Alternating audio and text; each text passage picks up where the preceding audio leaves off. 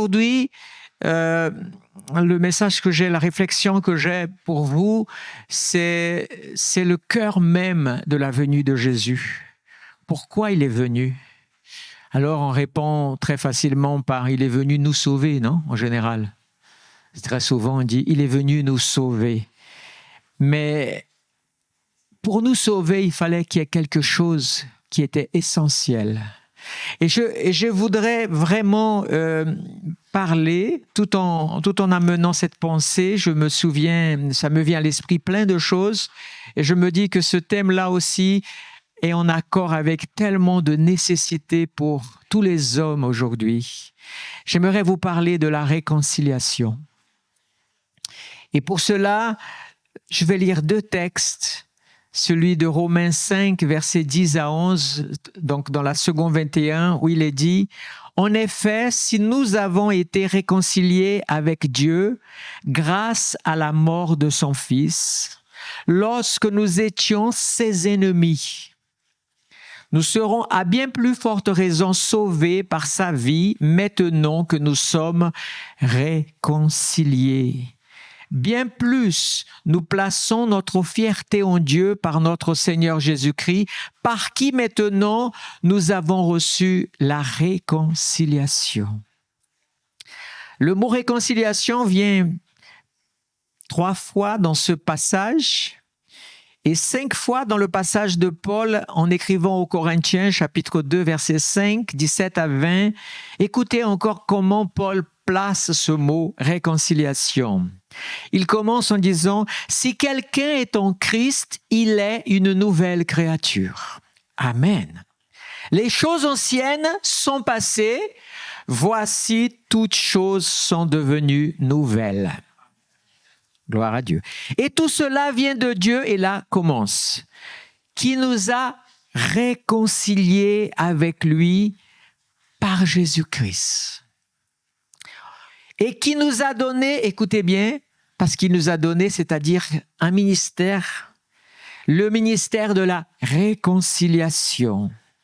En effet, Dieu était en Christ, il réconciliait le monde avec lui-même, en ne chargeant pas les hommes de leurs fautes.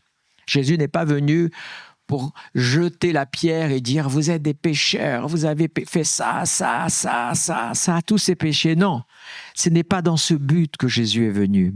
Mais il est venu et il a mis en nous la parole de la réconciliation.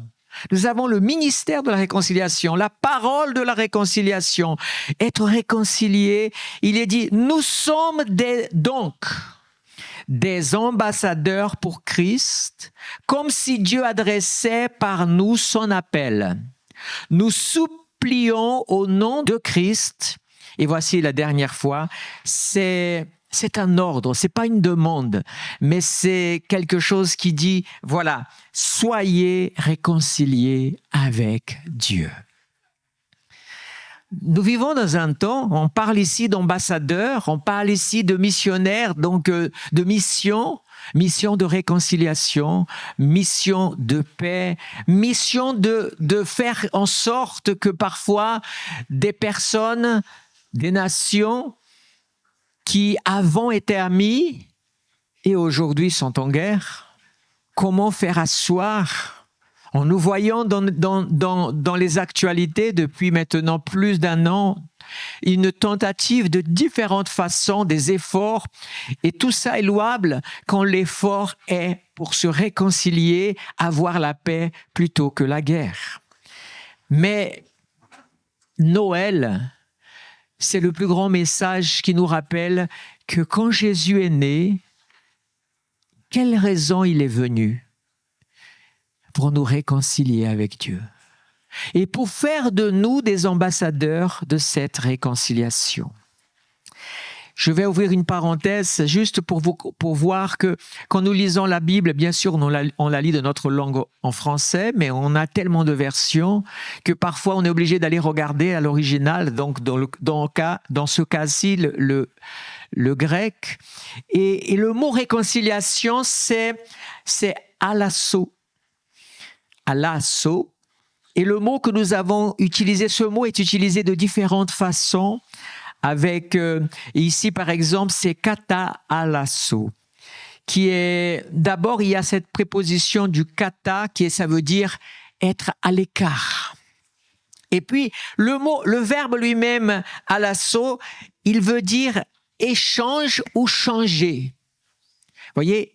Et donc, si on prend ces deux mots, et il devient katalasso, c'est une invitation à se mettre à l'écart pour changer une situation, changer quelque chose qui ne va pas. Et ça va plus loin, je vais terminer cet aspect-là. Il y a d'autres mots qui sont utilisés, d'autres prépositions qui sont utilisées avec ce mot de changer. Et il y a une autre façon de dire kalasso, mais aussi kalatage même, si je prononce correctement, qui nous fait penser à quelque chose lié à l'échange de monnaie. Vous savez, on connaît tous, on est dans un pays et puis on va voyager dans un autre pays. On a besoin de faire quoi? C'est pas la même monnaie. Alors en Europe, on a facilité, on change de pays, mais c'est l'euro. Sauf pour les Anglais, maintenant, il faut changer quand même. Mais sinon, si on va dans un autre pays, dans un autre continent, il faut faire passer par le change. Mais regardez ce qui se passe. Normalement, vous rentrez dans ce pays, quelles que soient les relations diplomatiques et les droits d'entrée, visa ou pas visa, vous rentrez.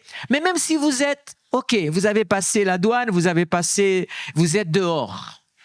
Mais si vous n'avez pas changé la monnaie, vous avez un problème toujours. Vous n'êtes toujours pas vraiment à l'aise dans ce pays. Vous ne serez à l'aise que quand vous changerez la monnaie.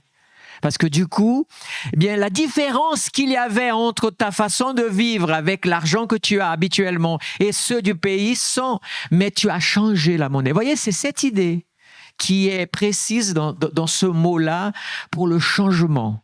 Un changement qui peut s'opérer de façon dans le domaine spirituel, mais aussi dans le domaine du jour au jour. Alors, les hommes vivaient dans leur éloignement de Dieu depuis Adam. Et donc, il y a eu une guerre entre les hommes et Dieu. Comme on a déjà pu parler avec la tour de Babel, on voulait construire une façon de monter vers Dieu sans avoir besoin de Dieu, mais par sa propre force. Il y a eu les guerres, les hommes ont appris à faire la guerre, à se faire la guerre, et tout ça. Et Dieu, voyant tout cela, l'homme est perdu dans sa façon de vivre, dans sa façon d'imaginer le monde, dans sa façon de vivre le monde. Alors, Dieu a dit, il faut absolument que j'envoie le réconciliateur. Celui qui va permettre aux hommes de se réconcilier, parce que les hommes pensent à une chose très simple, à leur vie au jour le jour. Mais après vient la mort, et puis après la mort, on se retrouve et puis, dans un autre pays, si vous me permettez, le pays de l'éternité. Mais imaginez que vous n'avez pas le visa pour entrer dans ce pays. Ce serait quand même un gros gâchis. Et si vous n'avez pas aussi avec vous quelque chose qui vous donne le droit d'habiter dans ce pays, alors je vous assure, il ne s'agit pas pour le ciel de l'argent, de finances de la terre, mais quelque chose qui a une validité. Eh bien, la venue de Jésus, dans tout ce texte que nous avons lu, c'est vraiment pour que quand on se présente devant Dieu, eh bien, on puisse dire « Je suis en Christ ». Quel est le mot de passe? Jésus-Christ, mon sauveur. Alors du coup, celui qui est à la porte passe le scanner et vérifie le cœur. Ce qui dit sa bouche est vrai dans son cœur. Les portes s'ouvrent et te voilà. Ça paraît tellement simpliste, mais pourtant c'est toute l'essence de l'évangile, de la bonne nouvelle. C'est simplement une question de cœur. Mais moi, je veux nous réconcilier. Je veux nous réconcilier, c'est-à-dire nous inviter à la réconciliation. Ce qui a été posé dans mon cœur, j'ai fini d'expliquer cet aspect-là, mais de vous parler maintenant de la réconciliation que nous avons besoin de vivre aussi sur terre. Alors, je voudrais dire une chose. Qu'est-ce qui n'est pas une réconciliation sur terre? Par exemple, régler ses comptes. Quelqu'un est fâché avec un autre, Et des fois, la personne va demander pardon, mais en fait, cette demande de pardon n'en est pas vraiment une demande de pardon, mais c'est une occasion de vider tout son sac et de régler son compte avec la personne. Ça, ce n'est pas une réconciliation. Une autre chose qui n'est pas une réconciliation, c'est il va me payer la monnaie de sa pièce. Ça, c'est pas une réconciliation. Une autre chose qui n'est pas c'est laver son linge sale. Ah, tout simplement, chacun vide son sac et puis chacun sort fier de ce qu'il a fait. Ce n'est pas ça, la réconciliation. Ce n'est pas ça que Dieu a fait avec nous. Quel est le but alors de la réconciliation? Eh bien, c'est le changement des différends.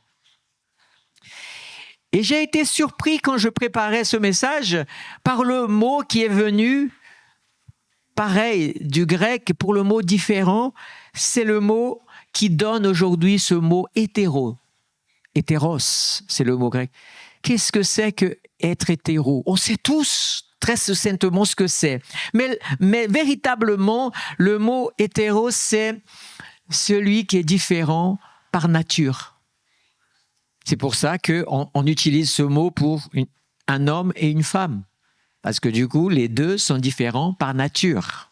Une femme et une femme ne sont pas différentes par nature, peuvent être différentes par d'autres moyens, mais pas par la nature de sa constitution. Un homme et un homme, pareil. Mais un homme et une femme sont différents par nature. Et c'est cette différence que Dieu réconcilie. Alors quand il y a un mariage, qu'il y a de l'amour et que tout, c'est une réconciliation, c'est une construction dont les efforts sont nécessaires tous les jours pour garder la paix et pas la guerre dans la maison.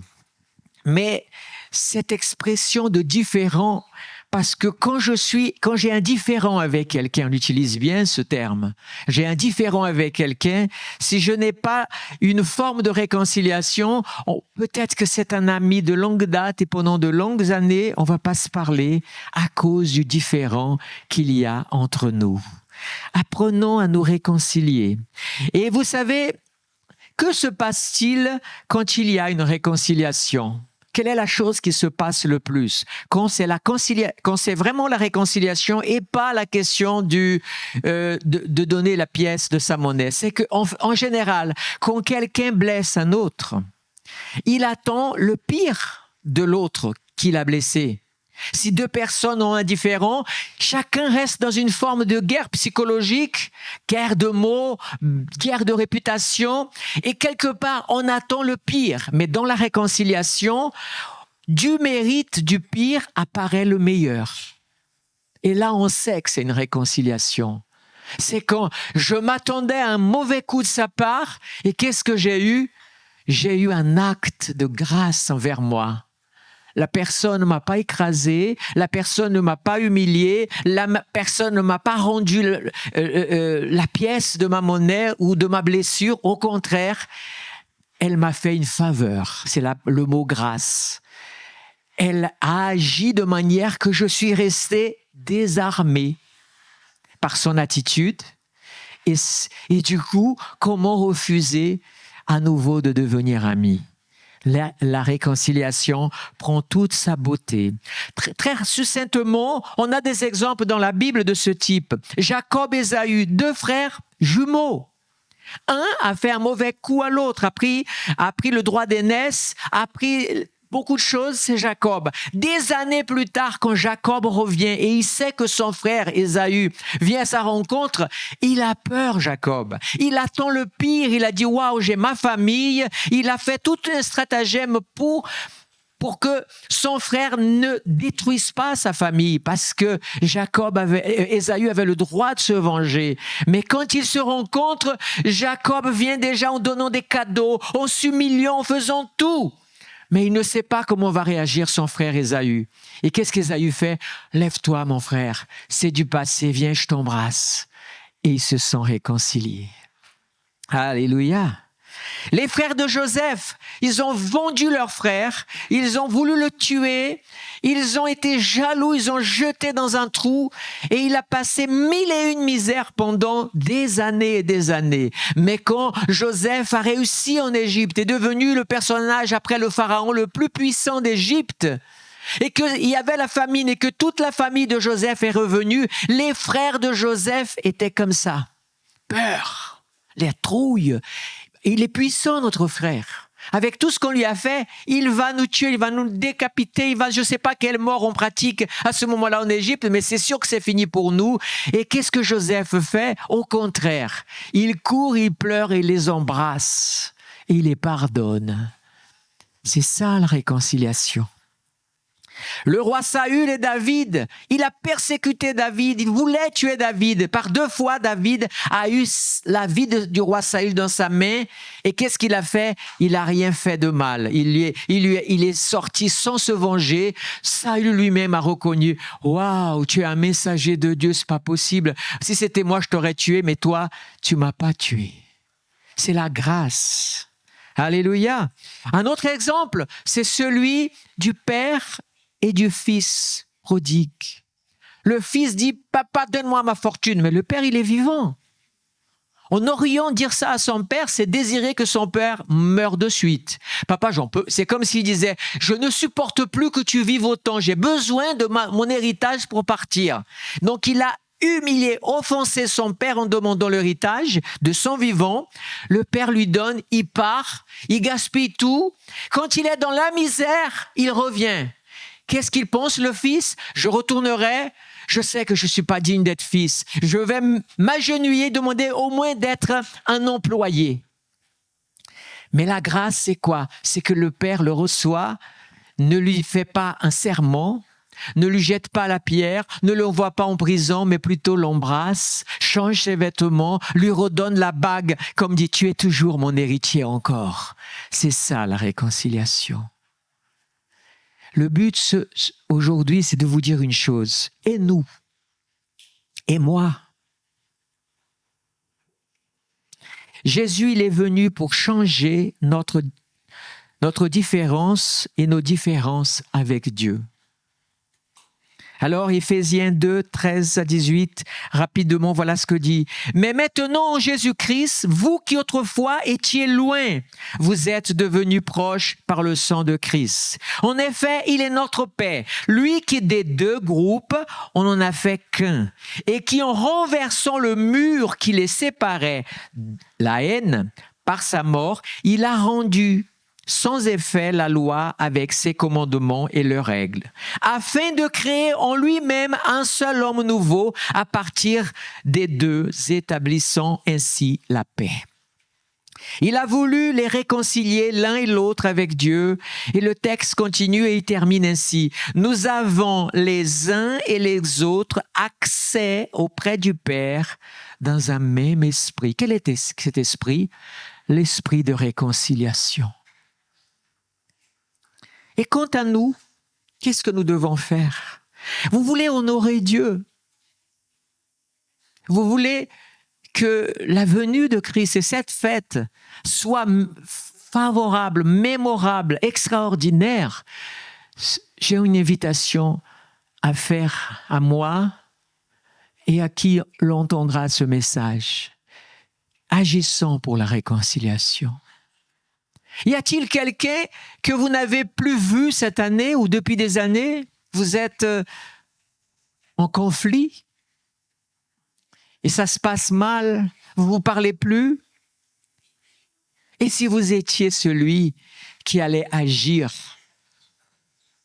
pour surprendre l'autre en lui donnant une main d'amour et de réconciliation?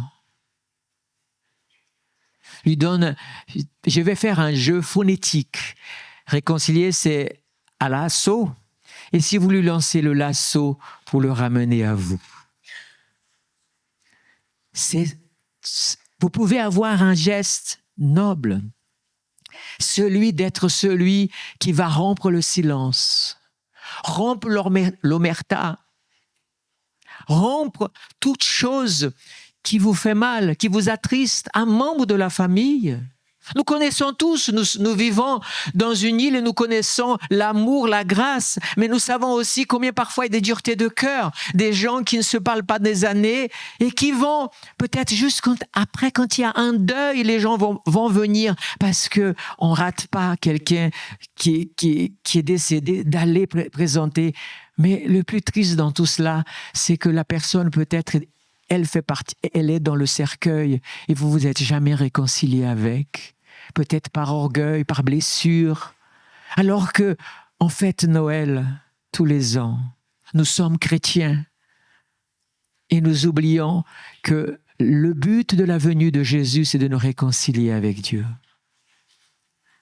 Ne nous réconciliez pas qu'avec Dieu. Parce que Dieu, vous savez, Dieu, il peut vivre sans nous, mais il nous aime. Et en donnant le ministère de la réconciliation à Jésus et nous invitons à la voir, il nous invite à nous réconcilier parce que tous les parents qui sont présents, vous savez que quand vous avez plus d'un enfant, qu'est-ce qui se passe? Quand ils se bagarrent. Bon, les enfants, ça se bagarre et ça se réconcilie. Soyez comme des enfants, réconciliez-vous vite. Mais quand ils sont plus grands, des fois des cœurs de parents sont blessés. Ah, il y a mon fils, ma fille, ou mon fils et mon fils, ou ma fille et ma fille, qui ne se parlent plus depuis des années. Et le cœur est blessé. Ne s'adresse plus la parole. Et pourtant, c'est la même famille, le même sang. Mais le cœur du parent est blessé. Le cœur de Dieu aussi est blessé quand nous ne sommes pas capables de pardonner à celui qui nous offense, à celui qui nous a offensés. Or, il est dit dans Matthieu 5, 24, « Laisse ton offrande », ça c'est pour nous, chrétiens. C'est pour nous, chrétiens, que Jésus a dit ça. « Laisse ton offrande devant l'autel et va d'abord te réconcilier avec ton frère. » Église, le pire de tout, c'est quand dans la même église, des chrétiens ne se parlent plus quand ils ont des griefs. Celui-ci, celle-ci m'a fait, m'a dit, etc. Je ne lui parle plus, je n'adresse plus, je ne le calcule plus. Et pourtant, tu viens adorer, tu chantes, toutes ces choses-là sont vaines. Mais Jésus nous explique que quand tu ne te réconcilies pas, tu rentres dans un cachot émotionnel. Voilà ce que dit Jésus. Laisse ton offrande devant l'autel et va d'abord te réconcilier avec ton frère. Puis viens et présente ton offrande à Dieu. Mais il dit ceci, mets-toi rapidement d'accord avec ton adversaire pendant que tu es sur le chemin avec lui, de peur qu'il ne te livre au juge et que le juge ne te livre à l'officier de justice et que celui-ci ne te mette en prison. Vous saviez que dans ce texte, il y a une réalité physique, mais une réalité spirituelle? Quand je ne me réconcilie pas parce que je ne veux pas, parce que je suis trop orgueilleux pour le faire, pour demander pardon, je deviens prisonnier. Il y a un juge, quelque part, qui m'enferme dans mes sentiments et moi, la joie que j'avais avec cette personne, je ne peux plus la voir. Mais parfois, la rancune prend le relais. Parfois, le désir de vengeance prend le relais. Combien de gens sont morts juste par vengeance? Parce que personne... Un jour, je devais avoir 8 ans, j'étais dans une classe de récréation. Et il y avait une fille, elle tapait tout le monde et un jour, c'était à mon tour de me retrouver face à elle pour se bagarrer. Et sa réputation était tellement grande, je la voyais. Je partais à 8 ans pour me bagarrer avec elle. Mais je vais vous dire une chose, j'avais la trouille. Parce que j'en ai vu plein comme ça prendre cher. Mais vous savez ce qui s'est passé? J'avais tous mes amis de classe autour de moi. Vas-y! Et... Vous savez, je ne sais pas si vous avez vécu à une époque, on créait un cercle comme ça et les deux se bagarraient jusqu'à ce qu'un professeur vienne séparer et tout le monde est là. Je sais, les personnes qui font ça, ce ne sont pas des amis. Parce que ce jour-là, j'étais là, mais je ne voulais pas frapper le premier. Mais moi, j'ai reçu le premier. Quand j'ai senti le sang dans la bouche, j'ai baissé, j'ai arrêté. Elle s'est arrêtée aussi. Je suis parti, mais mes amis sont venus avec des pierres comme ça. Écoute, prends la pierre. Elle part là-bas, tu cours et tu lui envoies sur la tête. J'ai dit, waouh! Ça vous paraît absurde? Mais il y a des gens qui font comme ça. Ce sont ceux qui, ils savent que A et B sont fâchés avec, ils arrivent, tu sais que A a parlé de ça, ils attissent la flamme de la querelle par des mensonges, ou même si c'était vrai, tais-toi, tu ne vas qu'enflammer la chose. Et nous qui sommes chrétiens, nous avons cette invitation, et j'aimerais terminer par la 7e béatitude de Matthieu 5. J'ai trouvé sympa que ce soit la 7e. Il y en a 10 et c'est la 7e, c'est Voici la traduction. Heureux les artisans de paix, car ils seront appelés enfants de Dieu. Un chrétien est invité à être un artisan de paix, croire à la paix jusqu'au bout. Même si on dit fais la guerre pour avoir la paix, toi tu essayes d'avoir la paix. C'est pas évident, c'est pas facile. Si c'était facile, il n'y aurait pas autant de guerres et tant de conflits et tant de divisions et tant de divorces. Pourquoi tant de divorces parfois? Beaucoup de divorces sont liés tout simplement à un couple qu'aucun n'a eu la capacité de s'abaisser à l'autre. Je ne parle pas des exceptions, il va de soi qu'il y a de tout dans ce milieu, mais je parle de généralité. Bien-aimés, je nous invite, et je termine ce message de Noël avec une invitation à cette Église et à toutes les personnes que nous avons la joie de recevoir, et à toute personne qui entendra ce message sur les canaux. Vous savez, on a en général des bonnes dispositions quand l'année commence, mais je vous invite à prendre la meilleure des dispositions avant que l'année se finisse. Pensez à qui vous n'avez plus vu depuis longtemps, parce que vous avez un conflit, parce qu'il y a un contentieux. Peut-être ça date de quelques jours ou des années, voire décennies. Je ne sais pas. Le Saint-Esprit connaît pourquoi ce message a été préparé pour aujourd'hui. Moi, je vous invite à faire un geste, à faire un appel, à donner un coup de fil. N'oubliez pas ce qui n'est pas réconciliation. Ne profitez pas pour... Non, vous êtes là pour montrer un acte favorable. Pensez, je prie que le Saint-Esprit ramène à votre cœur, à vos pensées, une personne ou quelques personnes avec qui vous avez besoin de vous réconcilier. Je vous invite à être ambassadeur de la paix, artisan de la paix. Le mot qui parle de paix ici, de construire la paix, c'est le mot qui est utilisé aussi. Il y a le mot alasso, mais avec une préposition qui veut dire au travers de moi. C'est-à-dire que c'est moi qui dois construire la paix à l'autre et pas dépendre que l'autre fasse la paix avec moi. Saint-Esprit, je veux louer le nom du Seigneur.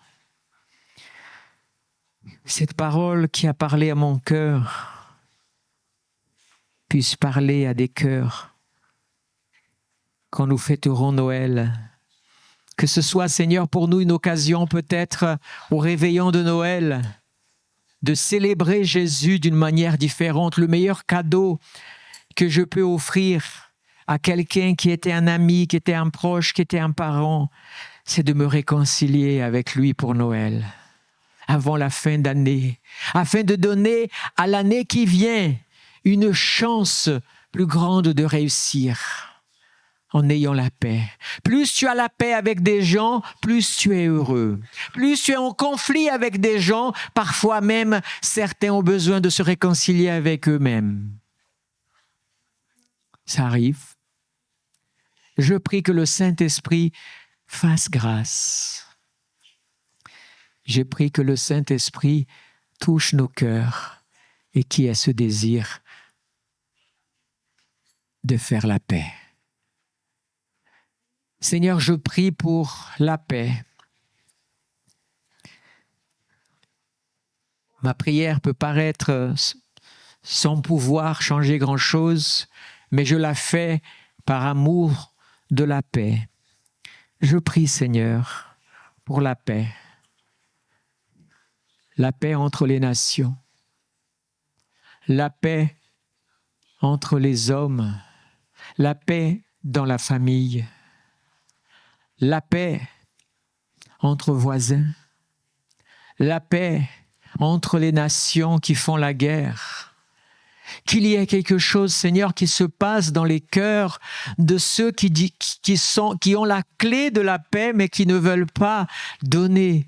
Qu'il y ait quelque chose qui se passe, Seigneur, pour que la paix soit la solution plutôt que la guerre.